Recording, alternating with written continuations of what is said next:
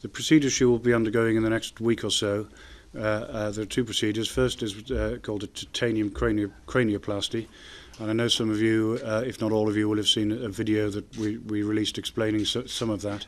This is, very simply speaking, and Stefan will be able to address any details that anybody wishes to ask us, but very simply speaking, this is putting a titanium plate, a specially made, custom-made titanium plate over the deficit in her skull, which is of this sort of size in the left-hand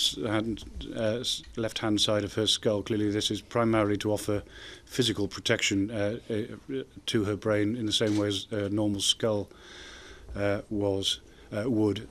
She does still have the portion of skull that was removed in Pakistan in the initial surgery implanted in her abdomen, but the surgeons, in consultation with Malala, have decided that the fitting of a titanium plate is a better long-term procedure than trying to re-implant this bone after such a long period of time, and that's at least partly due to the fact that some of this bone will have resorbed, so the bone won't be as big as it was.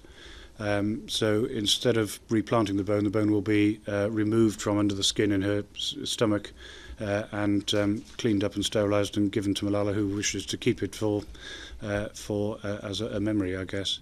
The second part of the procedure she'll be undergoing is a cochlear implant. The reason for this is that the passage of the bullet destroyed both her eardrum and the middle ear and the tiny bones within the middle ear that are essential to hearing. So Malala is currently profoundly or completely deaf in her left ear. So after the plate has been fitted, one of the ear specialist surgeons will fit the cochlear implant.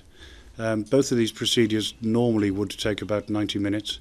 Clearly, particularly the cochlear implant may be surgically more difficult than normal because the surgeon will have to work around the plate and the damaged anatomy from the bullet and indeed previous surgery. We're not envisaging any significant difficulties. As I say, normally we would expect each procedure to take about 90 minutes. It may take a little longer due to some of the anatomical difficulties of previous surgery and previous injuries.